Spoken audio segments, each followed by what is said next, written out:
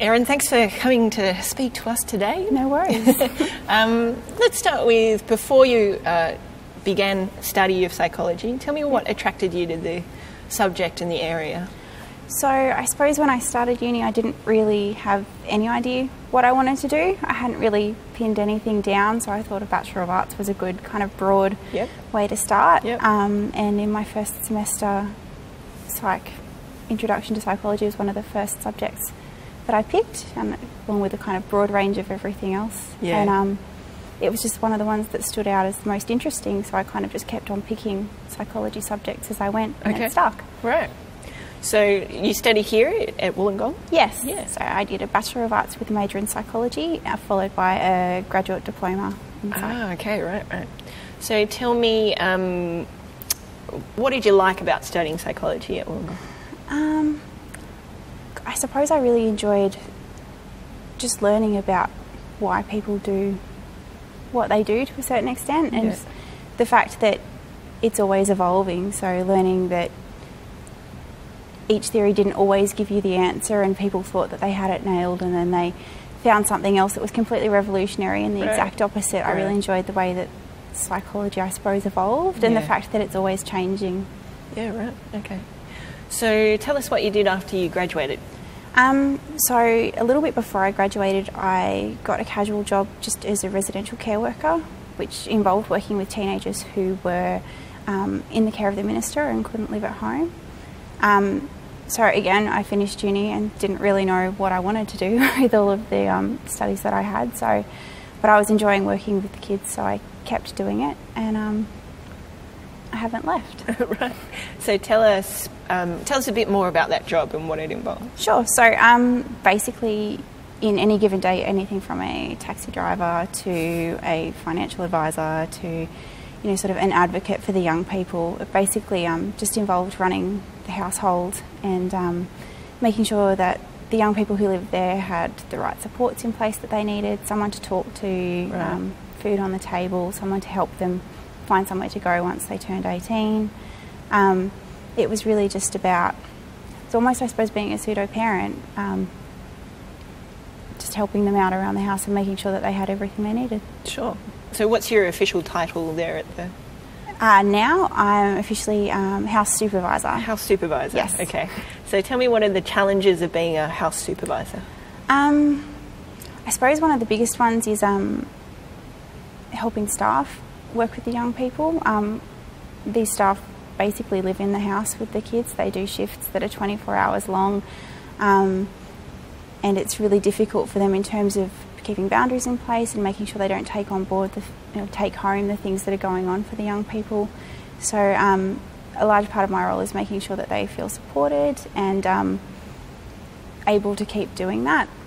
So I think that's probably one of the hardest things, is keep making sure that you have time to talk to each of them about how it's all going and what things they might be struggling with at the moment. So what kind of challenges do the kids present with? Really depends on the background that they come from. We see lots of violent and aggressive behaviours. We see the exact opposite as well, kids that won't come out of their room, have difficulty socialising. We see a lot of risk-taking behaviour, unsafe sex, drug and alcohol. It's really wide and, I suppose, varied list of things that they present with. And these are kids who've come because they've been removed from their parents, is that right? Yes, so they're no longer able to live at home for various reasons. The most common ones are usually neglect and exposure to domestic violence. Okay. So tell me how your study of psychology in the undergraduate level has helped you in the challenges of your work now. So I suppose having the background knowledge of sort of various psychological theories and a basic understanding of development and social psychology has been really helpful in understanding what's happening for these kids and what's happened in their lives at various stages that might be sort of bringing about the behaviours that we see when they come to the house. A lot of the emphasis in residential care where I work at the moment is on working with these young people therapeutically, so that means spending a lot of time consulting with psychologists. A lot of our young people see counsellors, so it's also been really helpful to be able to sort of speak the same language as the people that our young kids are working with. Yeah, right.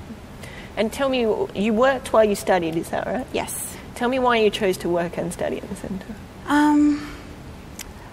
I suppose looking at all of the sort of job applications and at all of the scholarships and everything that was out there, everything required sort of, you know, some sort of experience or volunteer work. I was doing some volunteering as well, and the opportunity came to be able to doing sort of similar things to what I was doing, volunteering but getting paid for it, which also helped fund my studies, right. So that was helpful. Yep.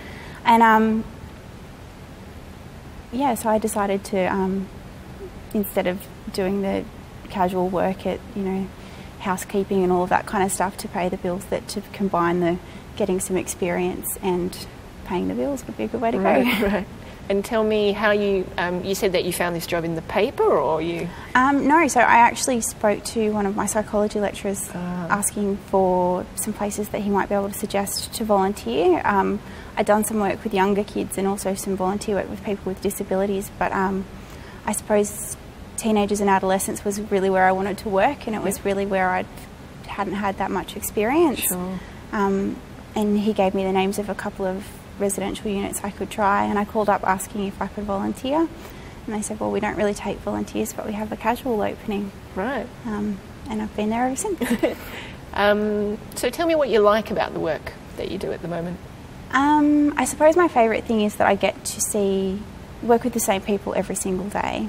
So there was something about traditional counselling where you see someone for an hour a week for a limited number of sessions that I just wasn't that excited about. Sure.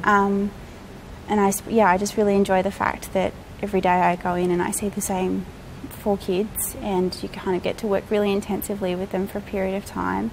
And even if there's only some small changes, you do get to actually see the steps that they take to sort of become more independent and take care of themselves.